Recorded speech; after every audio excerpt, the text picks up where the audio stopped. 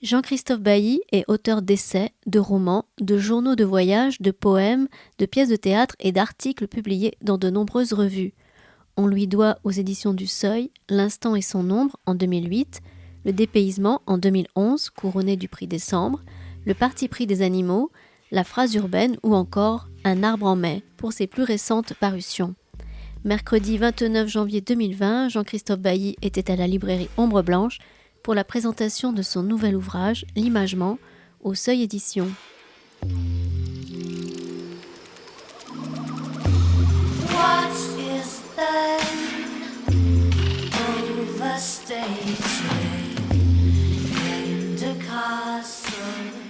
Bon, je crois que Jean-Christophe Bailly il est arrivé, il va maintenant devoir partir en votre compagnie et en la mienne. Bon, je lui disais tout à l'heure, un peu plus qu'intimidé parce que bon, c'est un livre, c'est un essai, c'est une série d'essais, c'est à la fois ce sont aussi des méditations sur l'art et bon, ce sont des textes tous publiés que vous avez repris de conférences et parfois de revues, Jean-Christophe, oui, sous ce titre, L'Imagement. Alors, on part toujours du titre et je vais avoir ce mauvais jeu de mots lacanien. Si l'imagement, qui dit la vérité. Alors, plus sérieusement, dans le quatrième, il y a 13 textes.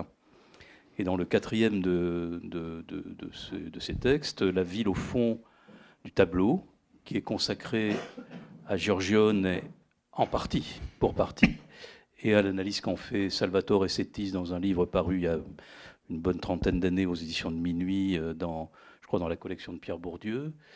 Il est question de vrai. Je vais en lire quelques lignes. Il faut que le vrai, qui est ce que nous cherchons, ait sous la main, pour affirmer sa véridicité, autre chose que la seule réalité connue. Le vrai, pour être, a besoin de l'ouverture devant lui d'un inconnu. Cette ouverture, nous l'appelons l'imaginaire. Un peu plus loin, vous dites l'image se constitue comme un bloc imaginaire. Oui. Ben, à vous. Mais oui, d'accord, ça fait beaucoup. Bonjour déjà. Donc oui, ce livre, c'est un essai, mais composé avec, comme vous l'a dit M. Torel, 13 textes. Mais c'est une habitude que j'ai de recueillir les textes au bout d'un certain temps. Je les mets pas tous, forcément, tout ce que j'ai pu écrire ou raconter sur le sujet pendant une période. Je les sélectionne et au moment même où je les prépare, d'ailleurs, je sais qu'ils formeront un jour un recueil. Donc j'essaye de faire une espèce de feuilleton comme ça pour moi. Et l'image que j'utilise, c'est celle du tuilage. C'est comme des tuiles, quoi. Ça forme un toit. Et je dis ça au début, d'ailleurs, j'espère que ce toit protège une idée qui traverse le livre. Cette idée, pour la caractériser, j'ai trouvé ce titre, qui est un mot qui n'existe pas dans la langue française, j'espère qu'il va exister maintenant, qui est l'imagement. C'est-à-dire comment une image devient une image, comment une image transperce l'indifférence pour devenir une image fixée, en fait, d'une certaine manière, pour toujours. Et comme c'est très important pour moi, le contact toujours avec la langue allemande, en Allemagne, la Bildung, ça veut dire plus ou moins la formation. Le roman de formation, c'est Bildungsroman, etc. Mais en même temps, Bild, c'est l'image. Donc on pourrait, ça serait une traduction maladroite, mais on pourrait traduire Bildung par l'imagement. Là, d'une certaine manière, je le propose. Et en fait, le jeu de mots qui vient tout de suite, l'imagement, donc ce jeu de mots lacanien, je ne sais pas. En fait, je n'y ai même pas pensé, parce que je ne m'intéresse pas tellement à cet aspect. Pour moi, l'image est un moyen d'accès pas à la vérité, mais à de la vérité. de la vérité, il y en a, et l'image ne la trahit pas plus que le reste. De toute façon, à compter du moment où on se met en quête de quelque chose qui serait vrai, ou même j'aime bien l'expression des enfants, pour de vrai. Là, c'est pour de vrai. Hein. Et si on cherche quelque chose qui est pour de vrai, on s'aperçoit qu'on peut remonter comme ça, et que l'image, en fait, est un très bon moyen. Parce que l'image, elle est toujours image de quelque chose. La définition de l'image, c'est qu'elle n'existe pas comme ça. Il faut qu'elle ait vu quelque chose et retenu ce qu'elle a vu. C'est ce qui produit l'image. Et de ce qu'elle a vu, elle est le souvenir. Et d'une certaine manière, ce que j'interroge dans ce livre, c'est de quoi se souvient une image et pourquoi cette trace qu'elle est, en tant qu'elle est le souvenir de quelque chose, pourquoi ça peut nous concerner, nous intéresser et même produire une espèce d'abîme dans lequel on plonge et dans lequel on peut avoir un grand plaisir à plonger. Et donc, le tableau de Giorgione que j'ai reproduit dans le livre, qui est très très connu, mais je l'ai reproduit quand même, La tempête, c'est vrai que ça avait été le titre d'un livre de Salvatore Settis, historien d'art basé à Sienne, qui, son livre s'appelait La tempesta interpretata, la tempête interprétée, et il avait relevé, je ne sais pas, une quantité d'interprétations de ce tableau phénoménal, toutes évidemment contestables, certaines plutôt fantaisistes, et il avait ajouté la sienne d'ailleurs, qui était tout aussi contestable, mais peut-être pas très fantaisiste. Et en tout cas, ce tableau, c'est dommage, on ne l'a pas là, mais personne, même aujourd'hui, ne peut affirmer avec tranquillité, aplomb, il y en a qui le font, mais ça, il y a toujours des gens comme ça, mais personne ne sait exactement ce que ce tableau représente. Et donc, si vous voulez, en même temps, il y a un magnifique paysage qui s'en va dans la profondeur, comme ça, un peu nuageuse de la peinture de Giorgione, avec quelque chose d'urbain, une rivière, un orage, qui donne le titre. Et puis, il y a sur le côté une femme nue, dénudée, qui allait un enfant. Et de l'autre côté du petit ruisseau, un soldat debout, tenant une lance, et qui la regarde d'un regard qui est difficile à interpréter.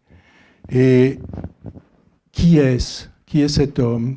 Qui est cette femme ? Personne ne le sait. Il y a eu des interprétations comme quoi ce serait Adam et Ève, mais un Adam qui porte une lance, ça s'est jamais vu.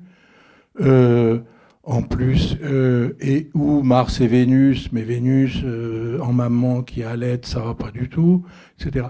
Ce qu'on sait, c'est que Giorgione appartenait à un cercle des cercles un peu intellectuels, aristocratiques de Venise, comme ça, où ils organisaient des sortes de devinettes savantes. Et qu'on sait que ces tableaux étaient directement conçus comme des énigmes à résoudre, etc. Mais on n'a pas la trace, disons, ferme et sûre et incontestable de la devinette qu'il propose. Mais ce qui est intéressant, c'est de voir que cette devinette, le tableau c'est facile, il date de 1500. Donc, de voir que cette devinette dure depuis plus de 5 siècles et qu'elle continue d'être passionnante. Il se trouve aussi, mais ça, c'est le hasard, que ce tableau, je l'ai découvert, connu assez jeune, et il a eu pour moi une grande importance, quoi. Ça a été ma porte d'entrée dans la peinture ancienne, d'une certaine façon. Et il m'a fasciné tout de suite, et il continue de le faire, voilà. Et donc là, il revient 2 fois dans le livre, dans un chapitre, en effet, consacré à l'imaginaire, l'imaginaire plus que l'imagination. Qu'est-ce que ça peut bien être que l'imaginaire ? Et puis, il revient dans un autre chapitre qui s'appelle, ça y est, où je développe justement la notion apportée par Salvatore Settis qui parle... non, je cherche... oui, voilà. Non, mais c'est pas ça. Je cherche une sorte d'exégèse. Qu'est-ce que je dis ? Exégèse ? Bon, j'ai perdu le mot. L'exégèse, normalement, c'est un champ très délimité. Et là, l'idée, c'est de l'ouvrir et de montrer qu'en fait, elle est interminable. Elle est interminable. Et donc, moi, j'ai essayé d'analyser ce qui se passe avec l'atelier exégétique. Voilà l'expression que je cherchais. Donc, l'atelier du peintre, c'est le lieu où l'œuvre s'élabore, avec les chemins qu'elle emprunte, ceux qu'elle abandonne, les brouillons, les esquisses, les interrogations. Et puis, au bout d'un moment, il y a quelque chose qui est livré comme œuvre, qui est un résultat. Et puis, à partir de ce résultat, qui a parfois des temps d'obtention extrêmement longs, parfois au contraire très courts, en tout cas, à partir de ce résultat, se déclenche un autre atelier que Sétis avait appelé l'atelier exégétique, expression que je trouve très juste, et qui lui aussi fonctionne d'une certaine manière de façon infinie. Mais il faut évidemment que l'image soit capable de porter ce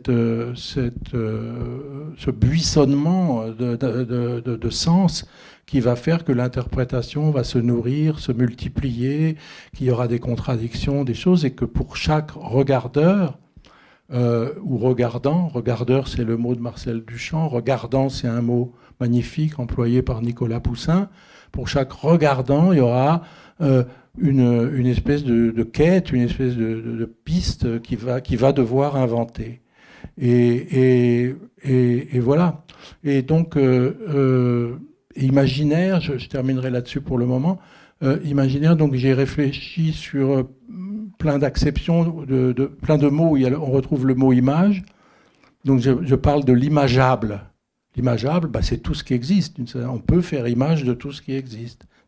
Vous savez aujourd'hui d'ailleurs que l'imageable est considérablement imagé tout le temps, avec les moyens qu'on a aujourd'hui, avec les appareils portables, etc. Et puis, il y a ce qui est imagé, non pas au sens imagé du mot, mais ce qui devient image par le moyen de ce que j'appelle l'imagement. Et l'imaginaire, ce serait quoi ? Ce serait une qualité qui appartient en propre aux images imagées, aux images fixées, etc., suite à un travail qui a été fait par un artiste, qui soit peintre ou photographe. Voilà.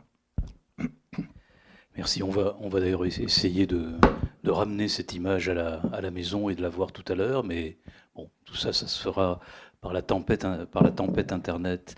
On va continuer à essayer de faire quelques parcours de ci, de là, dans cet ensemble de 13 textes.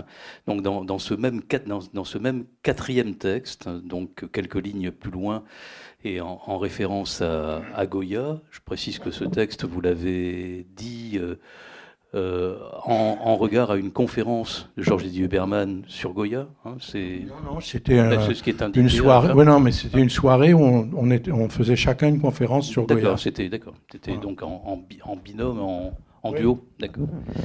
Et donc vous continuez sur ce bloc imaginaire, sur des notions alors ce serait trop long à lire, sur des notions de transitivité et d'intransitivité, et d'imaginaire pur, dites-vous. Et à propos de Goya, vous dites d'ailleurs, c'est drôle, parce que tout à l'heure vous parliez d'abîme, et dans les contemporains de Goya, un peu avant, il y a Sade, et vous entendant, je me disais, tiens, il y a ce texte d'Annie Lebrun qui s'appelle soudain, non pas un bloc imaginaire, mais un bloc d'abîme, soudain un bloc d'abîme. Donc voilà, vous dites, Goya est sans doute le peintre qui a réalisé les tableaux les plus clairement annalés, dites-vous, annalés dans cette voie. Voilà. Et ce terme annalé, vous l'amenez de temps en temps dans vos textes, et donc bien avant, dans le tout premier des textes de ce recueil, vous écrivez « L'image, elle est toujours une île, un suspens. Le monde s'arrête dans l'image. L'image est du monde arrêté. Sortie de l'être, l'image est un pur annalé, mais cette annalé se suspend, se tient dans l'immobilité qui sera son voyage. » Oui. Et je trouve ce terme assez surprenant. Il est à la fois très évocateur, très poétique. Il implique à la fois du mouvement et de l'immobilité. Oui, je laisse de côté Goya parce que je vais travailler sur lui, là, et puis bon, il y aurait tellement à dire. Donc je vais parler de ça, parce qu'en fait, le thème central du livre, c'est exactement ça, c'est ce que j'appelle l'image suspens. Donc en fait, vous savez, la vie, le vivant, c'est un film, ça ressemble davantage à un film, c'est jamais une photographie. La photographie, c'est un artifice extraordinaire qui arrête le temps. Mais l'image arrêtée, elle précède la photographie, tout tableau, toute peinture, même tout dessin, c'est déjà quelque chose qui arrête le temps, qui coupe le temps, qui fait une césure.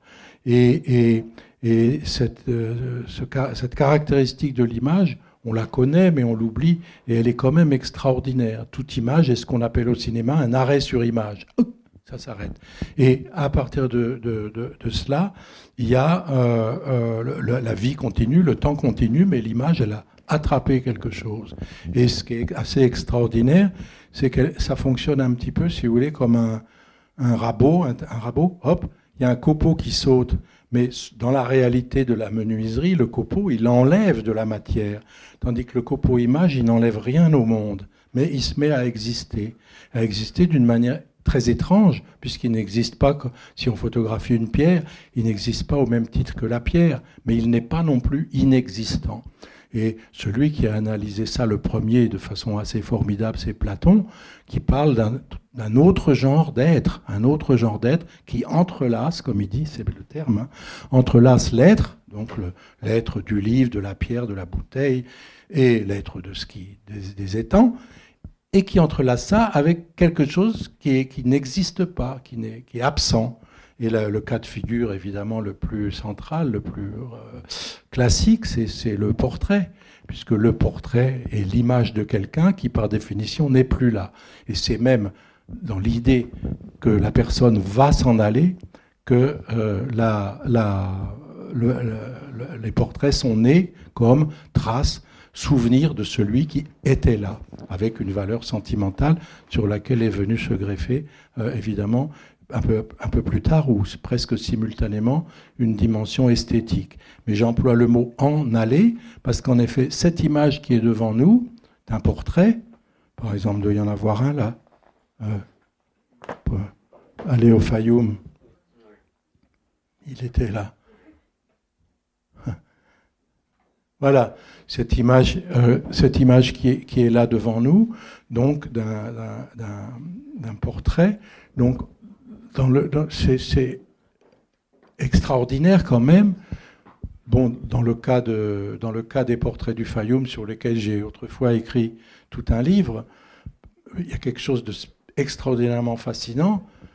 C'est aussi le lointain duquel ils nous proviennent. Et aussi, ce n'étaient pas des portraits qui étaient destinés à être regardés par nous, qui étaient destinés à être vus, puisque ce sont des portraits funéraires qui étaient incorporés dans le sarcophage et mis sous terre. Et c'est les Grecs qui avaient ajouté aux coutumes égyptiennes un supplément mimétique, si on peut dire. Au lieu d'un masque, qui mettait un portrait réel de la personne qui venait de mourir.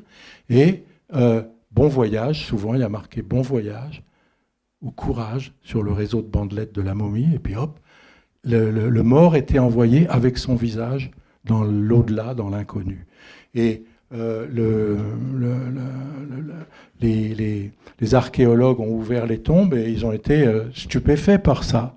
C'est-à-dire cette femme qui est là devant nous, qui d'une certaine manière, c'est une façon de parler, parce qu'évidemment il s'agit d'une image, d'une effigie, mais d'une certaine manière, elle nous regarde. Mais nous voyons, nous la voyons, et donc il y a un échange assez fou entre le regardant qui habite aujourd'hui, qui est là avec nous maintenant, et elle qui vivait il y a 1800 ans à peu près, 1850 ans, près du delta du Nil. Et qui était-elle? Pour certains d'ailleurs de ces portraits on peut savoir, mais au-delà de ça, on a devant nous un absolu de l'image suspens et de quelqu'un qui en plus par rapport à toute l'histoire du portrait, par rapport à l'histoire du portrait du Fayoum, quelqu'un qui est suspendu entre la vie et la mort, puisque c'est du portrait d'une morte dont il s'agit. Et par exemple, j'ai été amené à réfléchir, là j'ai pas l'image avec moi, sur un tout autre moment de l'histoire, en 1940 à New York, dans le métro new-yorkais, underground donc, sous terre, ce merveilleux photographe qui était Walker Evans, il s'est mis à photographier les passagers du métro, mais il les photographiait secrètement avec un appareil caché dans sa boutonnière. Il appuyait comme ça, et il y a un livre qui a été fait qui s'appelle Many Are Called, nombreux sont ceux qui sont appelés, etc. C'est un schème biblique. Et quand on regarde ces portraits faits dans le métro en noir et blanc, métro new-yorkais en 1940, et qu'on les juxtapose au portrait du Fayoum, on se dit que c'est exactement la même chose. C'est-à-dire que ce sont des êtres qui sont sortis du temps, et justement alors qu'ils sont tous en route vers la mort. D'ailleurs, tous les passagers du métro de New York en 1940 sont aussi morts que l'étaient les Égyptiens, etc. Et l'image, elle a ce pouvoir extraordinaire quand même de capture. Mais elle ne capture pas une apparence. Elle capture, alors justement, là on revient sur la question du vrai. Pour moi, il n'y a pas de différence entre l'apparence et la vérité. Ça, je pense que nous ne pouvons accéder à quelque chose qui serait de l'ordre du vrai, pas par la profondeur, mais en creusant la surface d'une certaine manière, mais pas en niant la surface. Et la contestation de l'apparence, moi, c'est quelque chose à quoi je m'oppose. Et je crois au contraire que l'image, pas toutes les images, mais que les images ont cette capacité. Et sur le pas toutes les images, j'y viens, c'est-à-dire qu'aujourd'hui, vous le savez, il y a un discours récurrent, d'ailleurs, qui est même tenu par les journalistes et même par ceux qui sont les plus gros producteurs d'images. C'est « oh là là, on est envahi par les images, oh là là, il n'y a plus de réalité ». Franchement, c'est pas grave. Hein. D'abord, la plupart des images qu'on prend avec ces trucs-là, elles sont extrêmement éphémères. Hein. Mais justement, j'en fais la remarque dans le livre, très souvent, vous avez dû tous, ceux qui utilisent ça, très souvent, on prend à peu près, pas n'importe quoi évidemment, mais on prend une photo. Et puis le lendemain, on se dit, on regarde, on dit, elle n'a aucun intérêt cette photo. Et on appuie sur la touche, il y a une petite poubelle, un petit icône poubelle. On appuie sur l'icône poubelle, et au moment où elle disparaît, la photo qu'on a jugée nulle, on se dit, on a un petit sentiment de merde. Ah, elle est perdue pour toujours. Et la plupart du temps, c'est absolument pas grave, hein, surtout si c'est un selfie. Mais c'est, j'en fais pas, mais c'est ce léger regret, quoi. Ça, c'est une très très bonne indication de la force latente de l'image. Latente. Alors évidemment, on ne peut pas comparer la photo de la maman qui photographie son enfant qui sort de l'école. Il n'y a pas un investissement intellectuel qui est de même nature que dans le tableau de Giorgione. C'est pas ça que je veux dire. Mais ce qui crée la force de l'image, c'est une intensité. Et l'intensité, elle peut... c'est un peu le mot de Deleuze. Il disait ça, pas pour l'image, et pour... Qu'est-ce qui est intéressant dans l'art? L'art, c'est la production d'une intensité. Voilà, il dit ça comme ça. Eh bien, c'est vrai, mais l'image peut produire une intensité, mais l'intensité, elle n'est pas sui generis. Elle va résulter de la rencontre entre un individu et une image. Et dans les musées, c'est très frappant.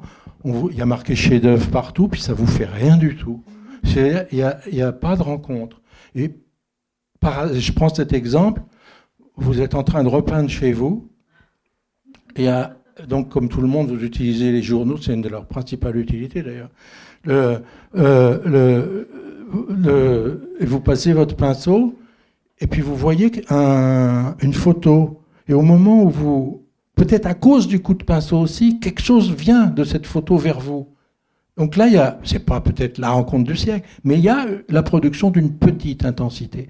Et c'est toujours comme ça, latent. Et pour moi, donc, la reproductibilité, comme on dit, le fait qu'une image puisse être représentée dans un livre, puis comme ça, puis autrement, puis ceci, puis cela, à des milliers d'exemplaires, etc., ça n'atteint pas son être. Évidemment que c'est mieux, pour des tas de raisons sensibles, de la voir en vrai, d'une certaine manière. Et puis que c'était sans doute encore mieux pour l'archéologue au moment où il est tombé sur elle. Mais ça ne veut pas dire que les expériences qu'on a avec cette image ou avec toute autre image sont forcément faibles parce qu'on voit une image reproduite. C'est même un mystère, au fond, que la nature de l'image se maintienne quel que soit son support. Hein ? Et l'image, elle est étrange. Elle n'est pas immatérielle, mais en même temps, elle est par nature voyageuse. Elle se balade. Et on peut la rencontrer ou ne pas la rencontrer. Voilà. On va venir. Voilà.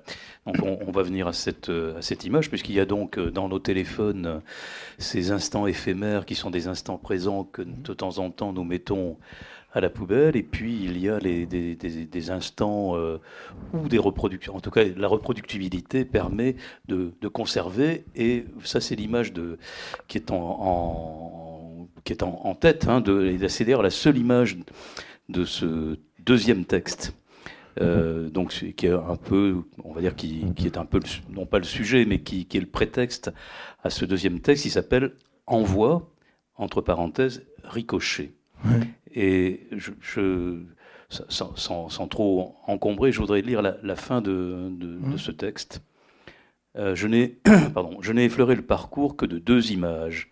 Donc vous effleurez le parcours, vous pouvez nous... Dans ce texte, vous effleurez le parcours rappelez-nous. Je crois du tableau de Thomas Jones, oui, là-haut, et Toit de Naples, et puis les 2 danseuses tang.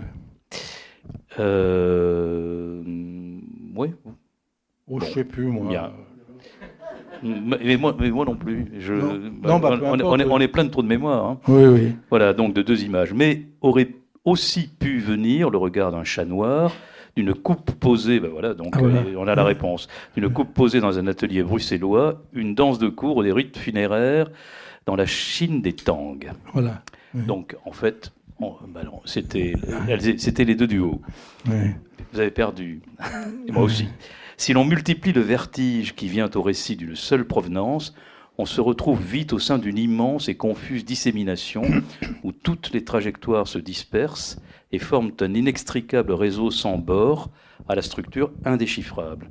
Une telle masse a quelque chose d'effrayant, d'inapaisable, mais pourtant, ce qui frappe dans les lieux où elle est envisagée sérieusement, c'est-à-dire en tant qu'existence et en tant que problème, autrement dit, dans les bibliothèques, c'est qu'elle y est au repos.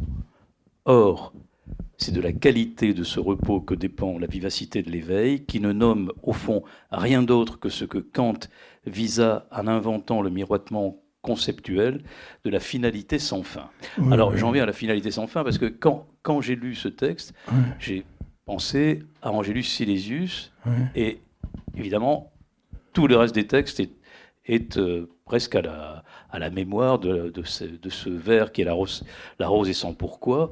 Et donc, j'avais envie de vous entendre sur ce retour régulier de la rose et sans pourquoi appliqué à l'art. Juste pour expliquer quand même l'image, c'est un petit trépied. Il se trouve que j'ai au musée de Chicago, ils vendaient ça, et ça m'a bien plu. Parce que, comme tout le monde, comme beaucoup de gens, j'aime beaucoup la forme la plus simple de la reproduction, c'est la carte postale de musée, quoi. Sauf 9 fois sur 10, le tableau dont on voudrait qu'il existe en carte postale n'existe pas. Mais bon, des fois quand même. Et on finit par en avoir, quoi, plusieurs boîtes à chaussures. Et puis on en met dans la bibliothèque, etc., dans le coin du miroir. Mais cet objet permet d'en avoir 5 ou 6, puis de s'amuser avec. Et moi, je l'utilise régulièrement, c'est chez moi, là. Et je change les images, mais je ne compose pas, je ne fais pas une composition. Elles sont là, un peu de passage, par hasard. Mais après, donc, c'était un texte que m'avait demandé l'Institut national d'histoire de l'art. Donc c'était un peu exprès que je répondais avec cet objet et puis des cartes postales plutôt qu'avec des trucs très savants. Et en même temps, si on regarde les images, donc j'avais pris celle qui était là à ce moment-là, bon, bah, c'est quand même une promenade incroyable, quoi. Entre, là c'est Lascaux, hein, les cerfs, Thomas Jones, c'est ce peintre que j'aime énormément, sur qui j'ai écrit beaucoup, du XVIIIe siècle anglais.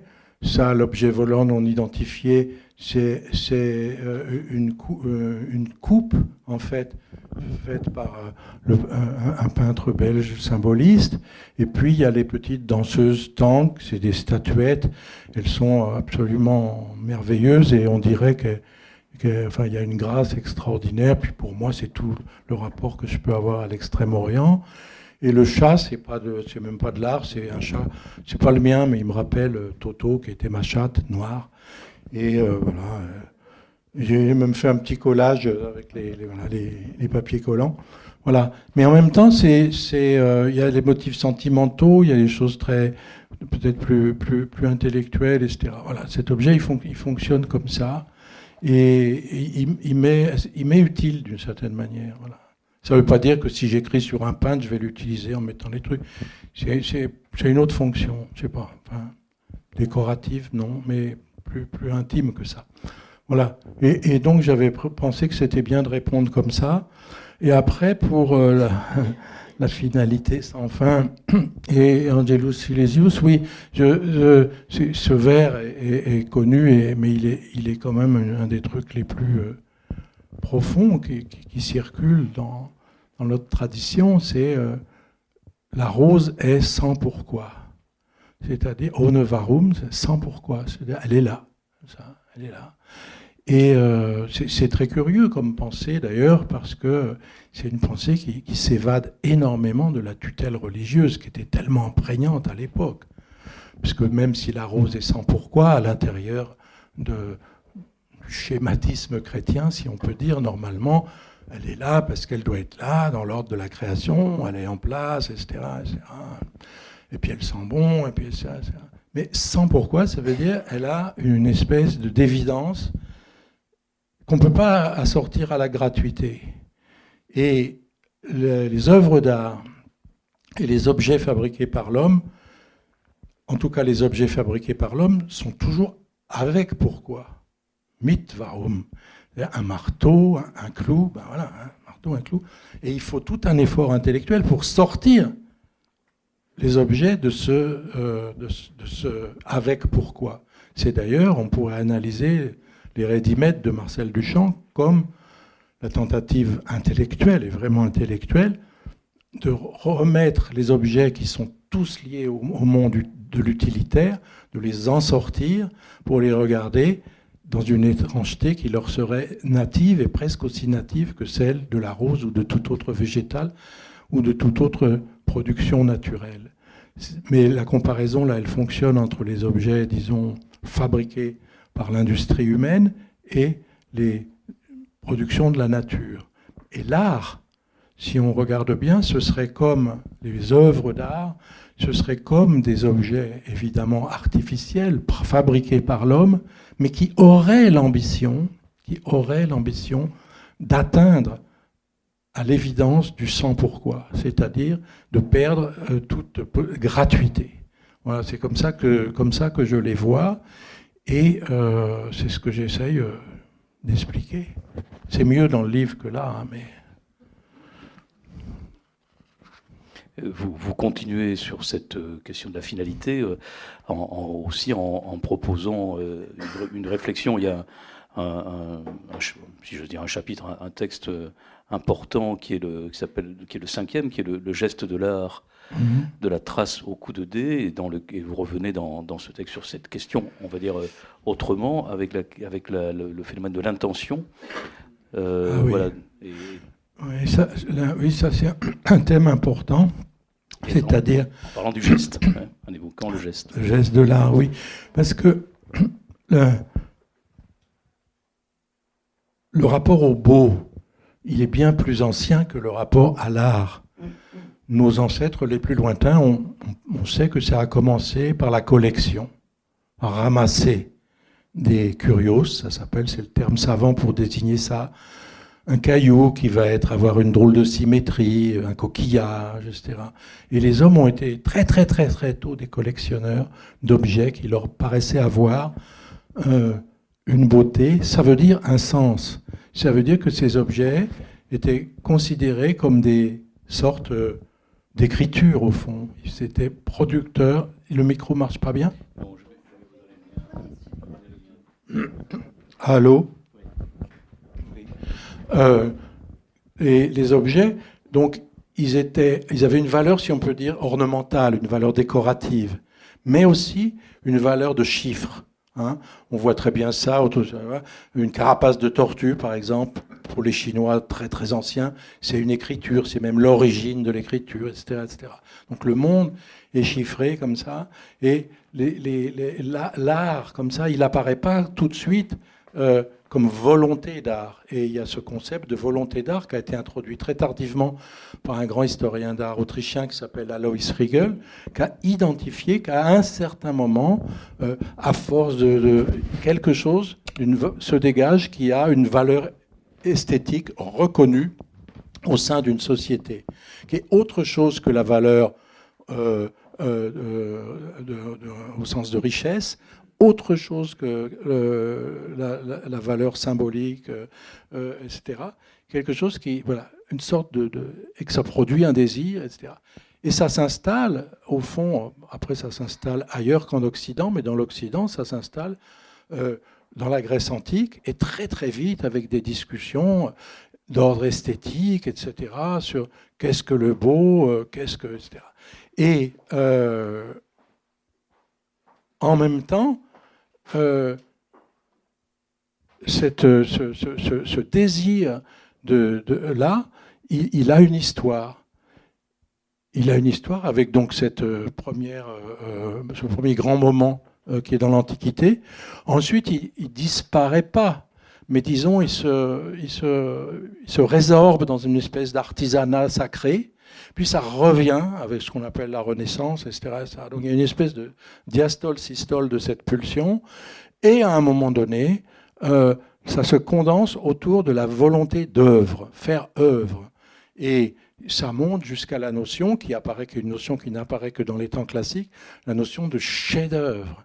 De chef-d'œuvre, c'est-à-dire qu'au bout d'un moment, et puis après le concours de tous les arts, etc., et on atteint un moment qui est le 19e siècle, si vous voulez, qui est un maximum de cette volonté qui donne aussi bien le grand opéra wagnérien que la volonté de Flaubert de faire le livre, celle de Mallarmé d'une autre manière aussi de faire le livre, etc. Et puis ça se produit aussi évidemment dans la peinture, dans les arts plastiques, dans la sculpture, partout. Et finalement, il y a une sorte d'épuisement, on assiste à une sorte d'épuisement. Et on se rend compte, et c'est tout la naissance de la modernité peut s'analyser comme ça, on se rend compte que l'énergie qu'on met dans la volonté d'art, finalement, elle se perd dans le résultat. Le résultat finit par apparaître comme une espèce de trahison, et on se rend compte que le moment le plus exaltant de l'atelier, c'est le moment de la recherche. Et finalement, on se met à regarder autrement, assez vite, l'artiste, qui devient une sorte d'apprenti. Cézanne, par exemple, qui déclare qu'il est l'apprenti absolu, qui ne sait pas, il n'y arrive pas. Monet qui s'énerve, qui trouve qu'il rate tout, etc. Et chaque résultat obtenu apparaît comme quelque chose d'extraordinairement décevant. Et on sort complètement de la logique de la maîtrise, de la logique de l'apprentissage, de la logique des hiérarchies, et on entre dans un émiettement, mais cet émiettement est fabuleux. Et c'est ça que j'essaye de raconter. Et au niveau de l'image, ça produit évidemment une énorme multiplication de la quantité d'images, une dispersion, un essaimage du sens, mais qui, je crois, produit un champ d'aventure beaucoup plus captivant. Ce qui n'enlève rien d'ailleurs à la beauté des chefs-d'œuvre qui qui ont existé. Et voilà. Mais il y a c'est un peu comme ce que je vous disais sur la rencontre. Hein. Il y a l'idée que à l'état latent, tout peut faire sens. Et dans ce texte, vous explorant les découvertes d'Alois Riegel, vous évoquez la notion de tourment. Oui. Disant le tourment, c'est la marque de fabrique de l'art. Et alors c'est un tourment que vous écrivez en italique. Donc est-ce que c'est un tourment qui fait référence à un mot allemand? Non, d'accord. Donc et ce tourment, pour vous, ce serait, vous le définiriez un peu comment par rapport à ce que vous venez d'évoquer? Oh ben, c'est classique, hein, c'est connu, le tourment. C'est au lieu, disons, d'être dans un cadre de projet complètement clairement délimité, dont on connaît les étapes, dont on sait que la réalisation sera sûre et certaine, etc. On est complètement ailleurs. On est dans une incertitude fondatrice, c'est-à-dire que normalement, à chaque fois, on est perdu. Et tout ce qu'on a fait auparavant, quand on est artiste, bien sûr que ça sert, bien sûr que c'est utile, mais au moment même où ça se produit, ça sert à rien. Et c'est un petit peu la même chose que j'essaye d'analyser du côté du regardeur. C'est-à-dire, on peut être le regardeur ou le regardant le plus instruit de la Terre. Normalement, quand on tombe devant une image ou une œuvre qui va fonctionner, qui va nous interroger, et bien à ce moment-là, on ne sait plus rien. Le pire, c'est quand on entre dans une exposition, par exemple, et qu'on comprend tout de suite. Hein, et ça veut dire qu'il n'y a rien à voir. Et d'une certaine manière, si vous regardez, il y a des images qui sont faites pour ne pas être interprétables. Or, ce qui est intéressant dans les images suspens dont je m'occupe, ou dont on s'occupe en art, c'est qu'elles sont interprétables à l'infini, comme on le voyait au début avec la tempête de Giorgione. Il y a des images qui ne sont pas faites pour être interprétées. La propagande, la pornographie, le billet de banque, les exemples sont nombreux. Et justement, ils sont ininterprétables. Et il faut qu'ils soient ininterprétables par rapport à leur fonction. Un billet de banque de 100 euros, et ben voilà, c'est 100 euros. S'il est interprétable, c'est que c'est un faux billet d'une certaine manière. Et ainsi de suite. À l'inverse, donc, il y a d'autres types d'images, et elles sont extraordinairement nombreuses. Et je reviens aussi dans ce livre sur les premières de toutes les images, c'est les images qui précèdent le faire humain, qui précède toute intervention humaine, sont les fameuses images archéiropoïètes, non faites de la main de l'homme, et que les hommes connaissent depuis toujours, qui sont les reflets et les ombres. Les reflets et les ombres sont des images, hein, elles ont la nature, l'immatérialité de l'image, en même temps ce sont des productions du monde physique, hein, produites par des conditions, certaines conditions, etc. Et elles ont évidemment d'une part intrigué les hommes, et d'autre part elles ont fonctionné comme des modèles, comme les modèles de toute possibilité d'imagement, avec le fameux le mythe de Narcisse, hein, qui se regarde dans la surface de l'eau, et puis l'histoire racontée par Pline avec la jeune fille de Corinthe qui a l'idée de détourer l'ombre de son fiancé projetée contre un mur par la lueur d'une lanterne.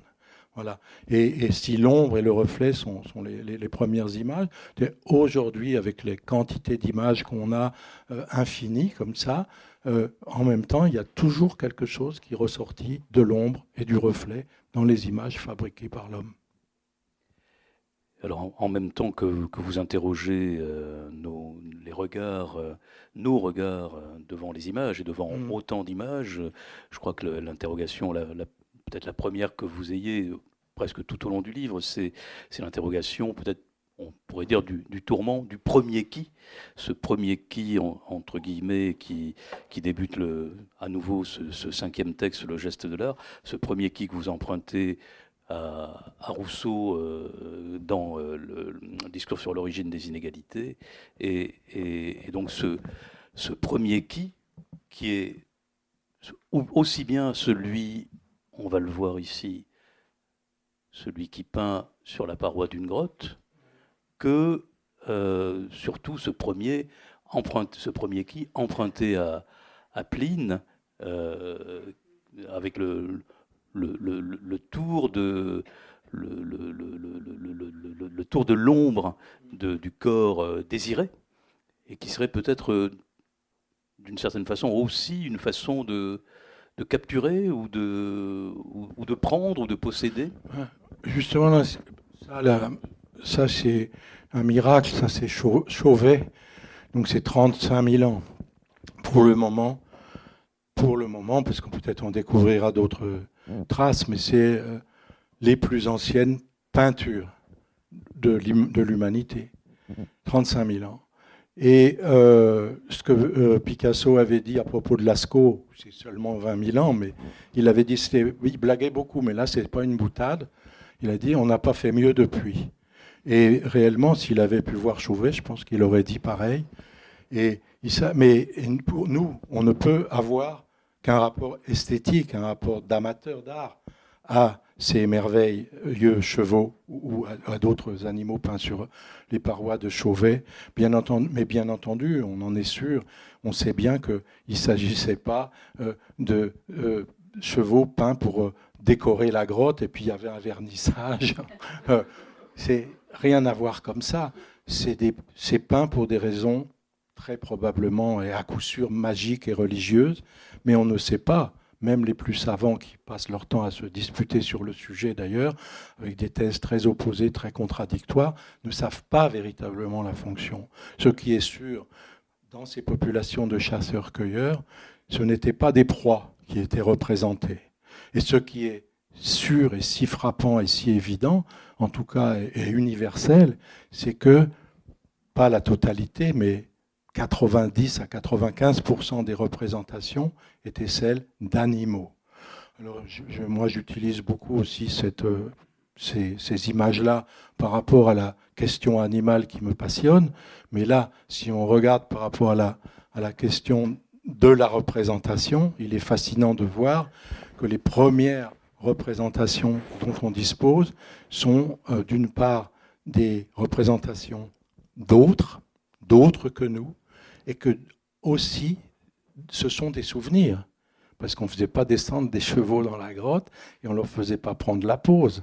C'est pas comme ça. C'est de mémoire. C'est peint de mémoire à la lueur d'un flambeau avec des pigments naturels, etc. C'est quelque chose d'extraordinaire. Et c'est vrai que pour nous, c'est pas seulement l'art qui commence là. Je crois que pour moi, l'hypothèse, c'est le langage qui commence là.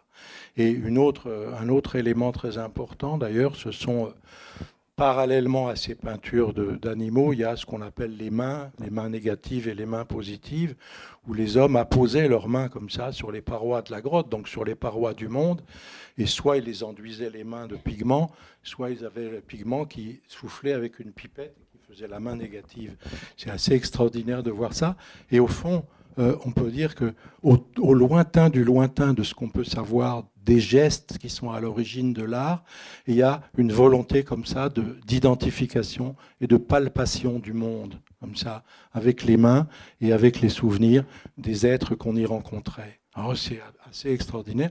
Et pour moi, l'art tel qu'il a continué et tel qu'il s'est formalisé, formaté d'une certaine manière à compter des temps historiques, c'est le lointain descendant de cela. De même que les mots que j'utilise en ce moment sont les très lointains descendants des premiers vocables utilisés par nos très lointains ancêtres.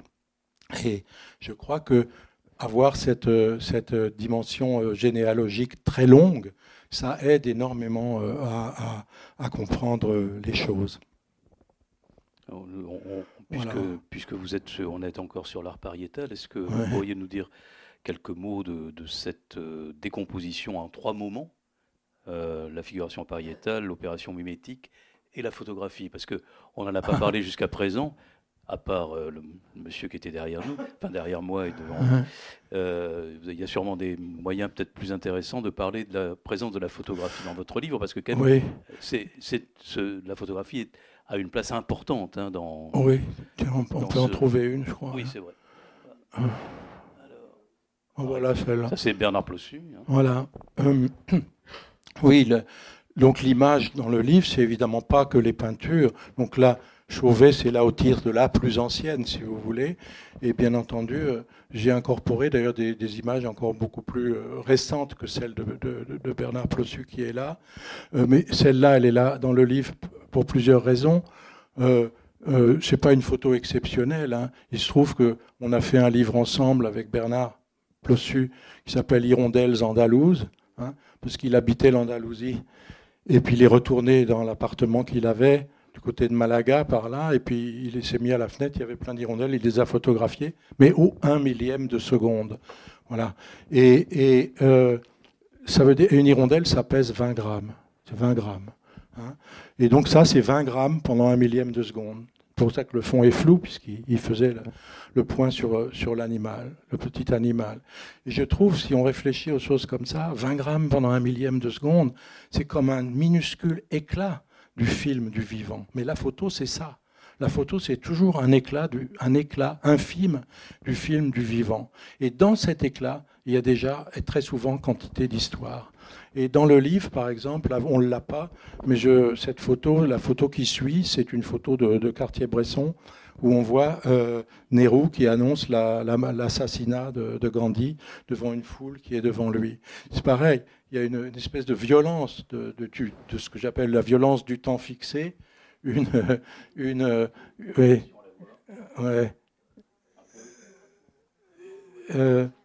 violence du temps fixé, et que la coupe que l'image opère dans le temps, évidemment, elle est particulièrement frappante avec ce qu'en photographie on appelle l'instantané.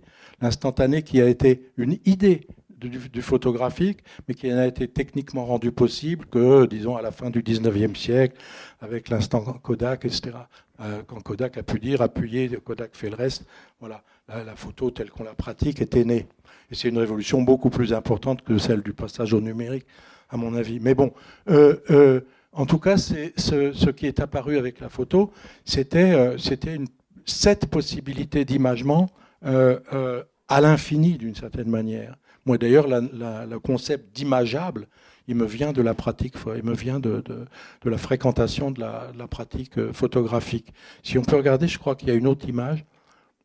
Ça, c'est une photo tout à fait étonnante. C'est pas du tout un artiste. C'est un monsieur qui s'appelle George Shiras, qui vivait à l'articulation du 19e et du 20e siècle. Et cet homme, c'était un jeune Américain qui avait appris à chasser avec les Indiens Ojibwe, tout ça. Et puis au bout d'un moment, il a trouvé ça un peu stupide et il a dit « Gun gives way to camera ». Et il a échangé ses armes contre des appareils photo. Et il a mis au point un système pour flasher les animaux dans la nuit sans intervenir. C'est-à-dire que c'est les animaux eux-mêmes qui déclenchaient les flashs en heurtant des filins. Et ça a donné des résultats extraordinaires. Et là, celle-là, c'est 3 biches, donc, c'est toujours au même endroit. Il a fait ça pendant des années. C'est près d'une petite ville qui s'appelle Marquette, dans le Michigan. C'est sous le lac supérieur, pour ceux qui connaissent la géographie américaine. Une région où il fait très froid l'hiver. Assez belle région, je pense. Et en tout cas, il y avait plein d'animaux. Et là, c'est le moment pile. Donc c'est comme une caricature d'instantané d'une certaine manière. C'est le moment pile où les animaux sont effrayés par le flash et bondissent comme ça. Et évidemment, ce qui est extraordinaire philosophiquement devant cette photo, c'est ce qu'elle nous dit du photographique. Bien sûr que ça, on peut le voir, mais ça ne peut pas rester. Avec la photo, ça reste. Et si on fait un collage entre cette image-là et les chevaux de Chauvet, on voit bien que c'est quand même toujours la même interrogation qui se continue, dans des propos complètement différents, puisque là, on est en dehors de toute magie, on est juste dans une pratique qui est, disons, une des pratiques, un des précurseurs de la protection de la nature. C'est une logique comme ça. Il se concevait d'ailleurs même pas comme un artiste, Shiras. Comme quoi, des fois, ça rejoint le problème de l'intention, d'ailleurs. On va justement rester un peu du côté de l'animalité, et en tout cas du côté de la prédation. On va essayer de trouver On est passé donc l'art paléolithique, là, ces images de biches hein, ou de daims. Et voilà, là sur la prédation, on a deux. Après, comme Guillaume nous a mis le Giorgione, là je voudrais les deux images de poussins qui me semblent. D'accord, on pourra s'offrir le Giorgione alors. Et on aura aussi le Giorgione et tout, voilà. Mais bon, voilà, je voulais. Ah, voilà. Non, mais je voulais d'abord vous entendre sur celle-ci, et celle-ci, et donc la sœur sa sœur jumelle qui est ici. Voilà. Après le vin de Diane, donc c'est deux dessins de Poussin avec Actéon puni et donc ce qui en fait sous-tend aussi l'existence des images, qui est la violence, oui. La prédation et la violence. Ça, c'est un texte que j'ai écrit pour une exposition qui a eu lieu à Düsseldorf, en Allemagne. Donc, il avait été publié qu'en allemand jusqu'à présent. Et l'exposition était consacrée à Diane et Actéon, au mythe de Diane et Actéon. Et ils avaient demandé de réfléchir là-dessus. Donc, moi, je parle beaucoup de l'affaire de Diane et Actéon. Donc, parce que c'est ce qui est formidable, puisque ce qu'Actéon voit en voyant le corps nu de Diane, c'est normalement ce qu'on ne doit pas voir. Ce qu'on ne doit pas voir. Le divin est interdit de vision. S'il se présente sous forme d'image, etc., c'est un travestissement, etc. Mais par mégarde, d'une certaine manière, Actéon accède à la vérité de Diane. Il est immédiatement puni, et de la manière que vous savez. C'est d'ailleurs une histoire très très complexe, très riche, etc. Mais en gros, donc, il est transformé en cerf et dévoré par ses chiens. Mais parallèlement à cette histoire, j'avais toujours été intéressé dans les tableaux, les photos aussi d'ailleurs, par les directions. Je ne suis pas le seul. Hein, par les directions des regards, quand on regarde une composition. Et là, restons à Accis et Galatée. Avant, voilà. Donc là, la mythologie, c'est clair. C'est Accis et Galatée, et lui, c'est un certain Polyphème. Et c'est un tableau qui montre un voyeur. Un voyeur. Donc Polyphème est perdu de jalousie parce que Accis est en train de s'offrir Galatée, hein, il n'y a pas d'hésitation sur l'image, hein, et lui, il s'apprête à balancer sur eux le rocher que vous voyez là. Voilà, d'une manière, malheureusement, vous savez, l'art de résoudre les conflits de ce type n'a pas beaucoup évolué, hein. Mais bon, donc il ne faut pas se moquer de Polyphème, mais ce qui est extraordinairement fort, c'est la qualité intellectuelle du dessin de Poussin, quoi. La façon dont il résume, hein, il ne brode pas, etc. Il se concentre sur l'essentiel. Donc l'étreinte, la jalousie, le regard. Et ce qui est assez formidable, vous voyez, Polyphème, au lieu d'être le type qui a un gros œil, etc., ça ne l'intéresse pas. Ce qui l'intéresse, c'est cette tension-là, voilà. Et là, il y a quelque chose de formidable. Et l'autre, si on peut la voir, donc, l'autre, c'est une histoire moins connue, mais où Diane, là c'est elle, on la reconnaît tout de suite, Diane est à l'œuvre. Et la malheureuse femme qui est en bas avec une flèche dans la bouche, elle s'appelle Chionée. Et Chionée, elle a dit à Diane qu'elle était beaucoup plus jolie qu'elle, parce que Chionée, elle s'est tapée, comme on dit, je ne sais pas, Apollon, Mercure, etc. Donc quand même un parcours assez formidable de ce point de vue-là. Et elle a ajouté que à Diane, voilà, je suis mieux que toi, quoi. Résultat, Diane lui tire une flèche dans la bouche. C'est-à-dire, si j'avais eu l'arc de monsieur là, et c'est-à-dire, elle est interdite de parole. Mais et ça m'intéresse évidemment parce que tout le livre porte sur le droit que l'on s'arroge de parler des images, d'une certaine manière, de parler de ce qu'on découvre de vrai ou de vérité dans les images. Diane étant évidemment la critique d'art la plus impitoyable. Mais voilà, et le dessin de Poussin, pareil, est absolument magnifique, oui. Enfin, très simple. Vous évoquez, avec ce terme de violence, il y a d'autres violences, et vous en avez parlé tout à l'heure au propos du Fayoum, mais peut-être pas dans ce terme-là. Vous évoquez une notion de violence de l'adieu, oui. Et régulièrement ce terme d'adieu vient dans votre livre, c'est-à-dire l'image associée à ce oui. Thème de l'adieu. Ben oui, ça je pense que il y a longtemps j'ai écrit un texte. La matière de l'adieu, ça s'appelait. C'était à partir des dessins de Stendhal. D'ailleurs, il y en a un nouveau, un de reproduit là. Dans la vie d'Henri Brulard, Stendhal, il évoque son lointain enfance à Grenoble, en faisant comme il ne sait pas dessiner, il fait des plans de situation. Il y en a un qui est extraordinaire.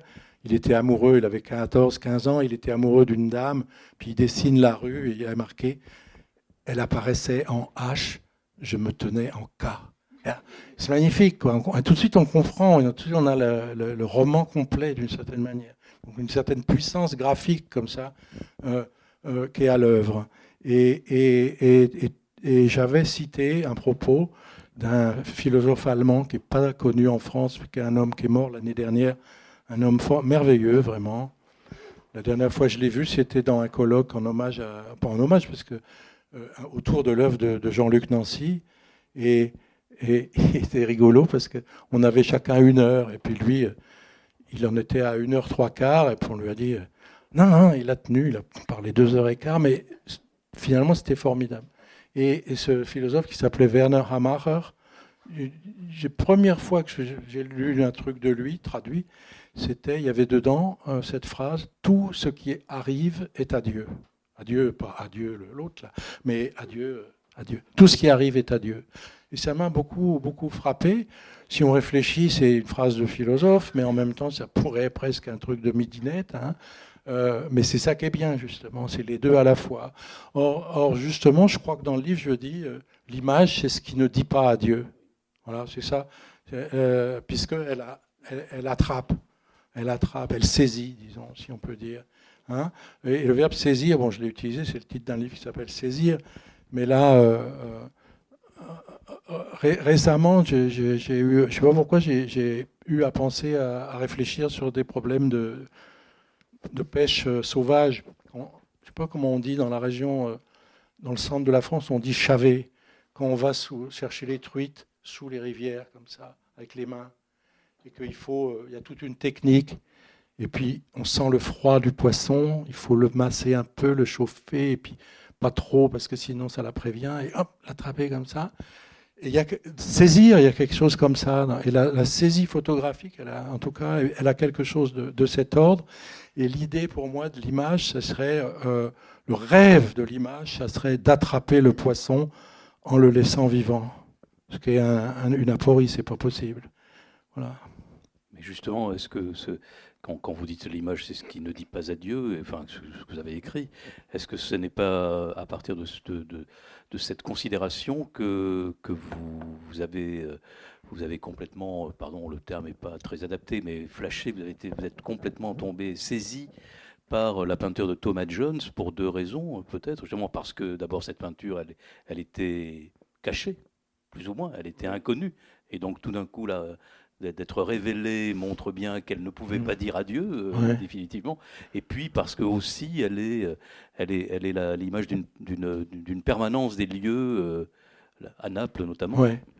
Mais ça, je remarque que, moi je suis particulièrement fasciné par les longues dormances, on dit pour le végétal. C'est-à-dire, si je me suis intéressé au Fayoum, c'est ces portraits qui ont passé 2000 ans sous terre, tranquilles. Maintenant, ils sont là.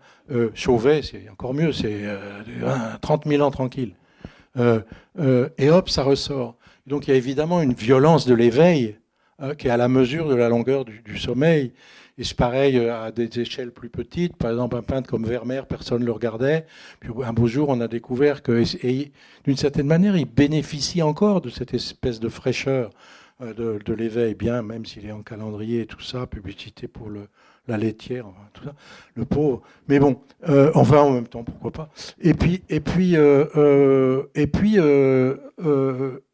ce peintre Thomas Jones, que bon, j'ai écrit tout un livre plus ou moins sur lui, et qui sur sa terrasse à Naples, on ne sait pas trop comment, par ennui, par génie aussi, il se met à peindre ce qu'il voit. Mais moi j'en ai parlé ici l'an passé, mais il se met à, oui, il se met à peindre ce qu'il voit, et ce qu'il voit vraiment, donc l'apparence, les toits de Naples. Et il enlève tout, tout ce qui est symbolique, tout ce qui est sublime, tout le Vésuve au fond, ça n'a pas besoin. Quelque chose du réel qu'il est, avec le mur qui s'écaille, le rapport entre les tuiles et le ciel, ça, quelque chose lui semble raconter l'énigme d'être en vie là-dedans. Et il se met à peindre ça. Et puis il rentre en Angleterre. C'est pas des peintures, c'est des huiles sur papier, donc très fragiles, dimension comme ça. Hein. Et je sais pas on ne sait pas trop s'il les montre, mais en tout cas, au bout d'un moment, il se dégoûte et il arrête de peindre et il reprend la ferme des parents. Et cette vingtaine d'œuvres napolitaines, elle est enfermée par ses héritiers dans une malle en 1802 par là, et la malle est rouverte en 1953. C'est énorme quand même. C'est rien par rapport au Fayou, mais pour un peintre. Et ce qui est assez beau, c'est la façon dont ça ressort. Ça ne fait pas du tout un effet, un scandale ou un truc comme si aujourd'hui, je ne sais pas, on trouvait un Velázquez dans un grenier à Toulouse. J'espère. Mais Thomas Jones, ça ne disait rien à personne, peut-être à 4 historiens d'art anglais. Mais petit à petit, et vraiment très lentement, on a commencé à se rendre compte que lui, justement, donc par innocence, d'une certaine manière, il avait saisi quelque chose avant tout le monde. Hein, qu'en 1782, à Naples, il faisait des choses que faisait Manet 80 années plus tard. On peut dire ça sans exagération. Voilà. Et sans lui prêter, et sans non plus en faire toute une... Voilà. Et ben oui, donc, d'ailleurs, c'est pour ça qu'il est sur mon... Pas porte-manteau, sur mon... Voilà. Mais il y a comme image, qu'est-ce que vous avez en stock? Alors, mais j'ai mis celle-là parce que je me suis dit qu'avant de passer la voilà. parole au public, voilà. vous pourriez maintenant qu'elle est là, nous parler par exemple de la moitié basse et la moitié haute. Vous disiez, comme vous disiez, que si on mettait une ligne au milieu, il y a ce qui est en dessus, ce qui est en dessous. Bah, c'est-à-dire, non, mais là c'est bien de le voir, mais comme on en a parlé tout à l'heure, mais ce qui est sûr, donc, oui, je m'étais amusé à le couper en deux, c'est-à-dire de regarder la partie qui est peut-être au fond la plus étonnante et la plus belle, c'est la partie paysage, le fond, quoi. Mais en même temps, quand on enlève le bas, cette partie, elle devient un peu vide. Et c'est là que c'est à cause de ça que je dis un tableau est un bloc imaginaire. C'est-à-dire, c'est contre la théorie classique du tout et des parties. Il n'y a pas de parties dans un tableau. C'est tout ensemble, tout d'un seul coup. Et alors là, évidemment qu'on peut prélever après. Évidemment qu'il y a eu des centaines de pages écrites sur les deux bouts de colonne là. Il y a eu des centaines de pages écrites sur l'éclair. Sétis, par exemple, il pense que c'est quand même plutôt Adam et Ève, parce que dans les racines qui sont là, lui, il voit un serpent. Ah, d'accord. Bon, et ainsi de suite. Et puis on peut discuter de tout. Mais par exemple, il y a une idée qui m'est venue, c'est pour un amusement, là, c'est pour s'amuser, mais on peut très bien rapprocher cette peinture de l'œuvre de Marcel Duchamp, Le Grand Vert. Ça s'appelle La mariée mise à nu par ses célibataires même, qui, pareil, oppose de façon radicale, même par une barre en métal, la partie masculine et la partie féminine. Et là, on aurait la même séparation verticalement, avec quelque chose qui est de l'ordre de la vie qui continue par le fait de la naissance. En même temps, le regard de cette femme est tout sauf tendre. Elle nous regarde nous, lui il la regarde elle. Donc la complexité commence et continue, etc. Et puis après, on peut presque pour se reposer, on peut se laisser aller dans le paysage, si vous voulez, en remontant le cours de la rivière, puis en se baladant dans cette ville extraordinaire, en profitant des frondaisons telles que Giorgione à peu près seul savait les peindre, enfin, etc. Donc c'est voilà. Mais l'idée, c'est celle du bloc imaginaire. Voilà. Dans la série des tableaux que l'on a vu tout à l'heure, j'ai cru reconnaître un tableau de Gustave Caillebotte qui représente la pluie qui tombe sur un cours d'eau. Et donc, je voulais savoir qu'est-ce qui vous avait attiré dans ce tableau, parce que bon, c'est un tableau hyper réaliste. Ouais. Donc, vous parlez aussi souvent d'imaginaire que provoquent les tableaux. Là, l'imagination, à mon avis, elle est réduite au plus strict minimum. On est un peu pris par cette scène et on ne peut pas s'en évader finalement. On est pris par le réalisme. C'est dommage qu'on ne peut pas. Il est là, mais c'est pas mon ordinateur, je ne connais pas. On va demander, il va revenir. Mais pour vous répondre, il n'est pas dans le livre ce tableau-là, mais c'est un tableau que j'aime énormément. Il s'appelle Lierre, c'est le nom de la rivière, Y-E-2-R-E-S. Lierre, effet de pluie. Voilà. Et c'est un tableau, en effet, bien dans le... on peut... est-ce qu'on peut avoir le Caillebotte ? Merci. Ce sera plus facile. Hein ? Oui. Ouais. Passe-moi le Caillebotte. Voilà. C'est lui, c'est pas un détail. Hein. Et j'aime énormément ce tableau, je vais dire pourquoi. Parce que d'abord, c'est un tableau de la fin du 19e, et on voit très très bien comment tout le travail qui a été fait par la photographie.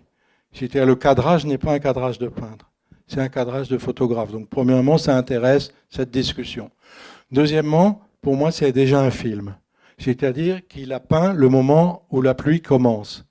Et ce qui l'intéresse, ce sont évidemment les ondes, hein, à la surface de l'eau. Voilà. Et mon idée, c'est, je l'ai expliqué dans un autre texte qui n'est pas dans le livre, ce serait magiquement d'appuyer sur une touche et on se rend compte que ce n'est pas un tableau, mais une vidéo. Et on la met en route et on a les choses qui s'étendent. Et par rapport à mon idée que l'image est une coupe dans le temps, là on le voit très bien. Et cette coupe, elle retient beaucoup plus de temps que l'instant qu'elle capte. C'est-à-dire le devenir des ondes, il est rendu présent par le fait que ce soit coupé. Et par rapport à votre idée de hyper-réalisme et imaginaire, d'ailleurs, moi, et je me souviens à Saint-Étienne, quand on avait fait le truc avec Didier Huberman, j'avais commencé par citer la phrase de Manet qui dit « j'ai pas d'imagination ». Et il y a une volonté aussi de refuser le prestige de l'imagination et des fantaisies de l'imaginaire et l'idée de se cramponner à la surface des choses et de penser qu'à la surface des choses aussi, il y a une production d'imaginaire, mais qui est humble, si on peut dire, qui est commençante. Voilà. Et là, on est au commencement de quelque chose. Bon, évidemment, après, quelqu'un peut dire, bah, quoi, il flotte. Oui, mais d'accord. Mais en même temps, bon, il y a quelque chose qui va complètement aussi vers les formes de méditation extrême orientale, etc. Donc cette image réaliste, cette plate image, elle a en même temps beaucoup de force, je crois, par rapport à ce qu'on peut développer sur la nature même de l'image. Elle m'intéresse en tant que telle. Voilà. Et par exemple, par rapport à la question du chef-d'œuvre, c'en est sans doute pas un, et tant mieux pour elle. Vous parlez de photographie, mais est-ce qu'on ne voit pas mieux des photographies parce qu'elles sont anciennes que des photographies contemporaines ? Est-ce qu'il n'y a pas dans le vieillissement, dans le temps qui passe, par rapport à la photographie, quelque chose qui se révèle en plus ? Moi, j'ai ce sentiment parce que j'attrape de vieilles photos qui sont très délaissées et parfois, je tombe sur des choses extraordinaires qui n'ont pas été regardées. Est-ce que ce n'est pas ça, justement ? Est-ce qu'en 1926, on regardait cette photographie comme on la regarde maintenant ? Non, mais Walker Evans avait une grande conscience, pas de lui ou de ce qu'il faisait, mais de l'importance de la photographie. Il ne se sentait pas du tout... il y a eu tout un moment où les photographes avaient un complexe d'infériorité, par rapport au peintre. Walker Evans, c'est sans doute un des premiers pour qui ça n'existe même pas. Il s'en fout royalement, il fonce d'une certaine manière, merveilleusement d'ailleurs. Et ce que vous dites, il y a une part qui est incontestable. Et d'ailleurs, le même historien d'art, Alois Riegel, il a fait toute une série de casiers comme ça, et il parle de la valeur d'ancienneté. Et elle touche tout. Elle touche une cuillère. Une cuillère qui a 200 ans, elle a un truc que n'a pas la cuillère que vous allez acheter demain matin. Et inversement d'ailleurs. Mais pour les images et pour les photographies, c'est complexe parce que il y a d'abord c'est compliqué parce qu'il y a des âges techniques quand même, malgré ce que j'ai dit. Il y a les âges pionniers avec des merveilleux exemples de photos balbutiantes d'une certaine manière qui produit une émotion, l'émotion de ce qui commence, l'émotion de ce qui n'est pas encore là tout à fait. Puis après il y a l'installation, etc. Puis il y a quand même une assez grande rupture qui est le passage à la couleur. Et d'ailleurs a été refusé pendant très longtemps. Les premiers historiens de la photographie, et même des gens de la génération de Denis Roche. Denis Roche, il n'a jamais fait une photo en couleur. Plossu, il en fait très peu, ou avec un système particulier. Il reste tributaire, et d'une certaine manière, notre imaginaire du photographique, celui des gens de mon âge en tout cas, reste noir et blanc. Mais moi, je n'ai jamais adhéré au discours anti-couleur. Et je pense qu'il y a des photographes qui photographient en couleur qui sont tout à fait aussi merveilleux et importants. Et pour répondre à ce que vous dites, il y a la valeur d'ancienneté, elle est incontestable. Et c'est vrai qu'on peut se promener. Moi, je ne le fais pas, mais j'ai un ami qui est peintre, qui à Saint-Étienne le fait. Il me montre ses trouvailles. Il va sur eBay et il achète des vieilles photos pour 5 €. Et elles ont parfois une valeur de suspens, pour reprendre, qui est formidable, mais qui résulte toujours de ce que je dis, c'est-à-dire c'est un contact entre lui et l'image. Peut-être qu'entre vous et cette image, ça ne va pas marcher, et ça sera avec une autre. Il n'y a pas des images qui, comme ça, sont officiellement porteuses. Voilà, c'est un contact se fait. Et justement, lui, comme peintre, après, il essaye, en repeignant, il repeint la photo sur verre, il essaye de... comment on peut dire, de traduire pour les autres l'émotion qu'il a eue devant, etc. Voilà. Et puis, pour vous répondre, d'ailleurs, récemment, j'ai travaillé beaucoup avec un artiste qui malheureusement est mort il y a maintenant 2 ans. Ça fait même 17, ça fait 3 malheureusement déjà. Enfin, malheureusement, il serait mort hier, ce serait encore pire, mais... C'est un artiste que je trouve très important, photographe, il s'appelle Thibaut Cuisset. Et lui, par contre, il a photographié que en couleur. Et c'est, je le dis tranquillement, et je crois que je pourrais le défendre, je pense que c'est le plus grand photographe de paysage français de ces temps derniers. Et il est mort, malheureusement. Et justement, comment dire, ça contredit un petit peu votre idée. C'est-à-dire, peut-être que les photos qu'il a faites de la baie de la Somme il y a 10 ans, peut-être qu'elles seront encore plus parlantes ou plus silencieuses, pour être plus précis, dans 50 ans, peut-être. Mais elles sont déjà, par la qualité de sa patience, si on peut dire, parce qu'il attendait des conditions de lumière, etc., parce qu'il laissait aux choses le temps de se déposer en elles-mêmes, d'une certaine manière. Et à chaque fois qu'il photographie un paysage, alors là, sans aucune intervention de l'imagination, là, on est au niveau zéro de l'imagination, mais en même temps, il arrivait à présenter le paysage même banal, d'une entrée de village dans la Picardie ou dans le département de l'Hérault.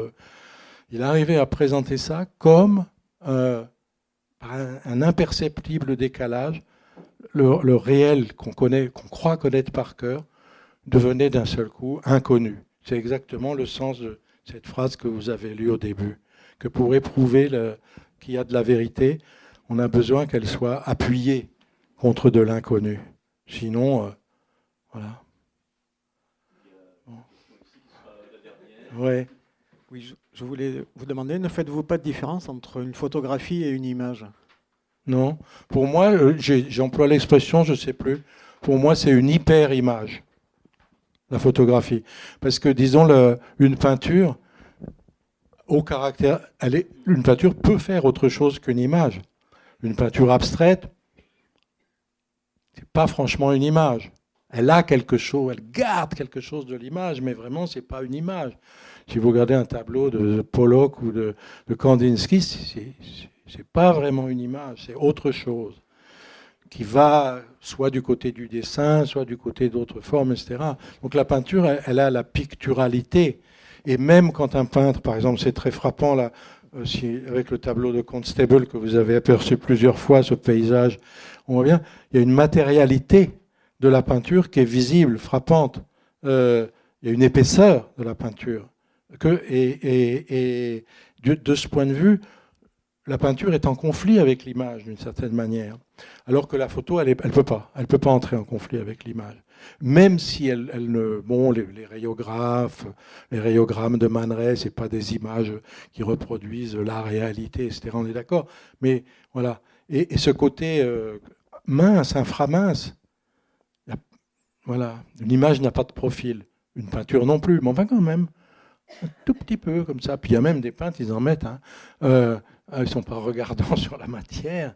Et ça fait partie de leur travail. Je ne me moque pas du tout d'eux. Mais non, pour moi, la photographie, c'est hyper image. Et d'ailleurs, une photographie, qu'est-ce qui ressemble le plus à une photographie? C'est un jour particulièrement calme. Vous êtes au bord d'un étang. Vous regardez la forêt qui est autour de l'étang dans l'étang. C'est impeccable. C'est une photo à l'état pur.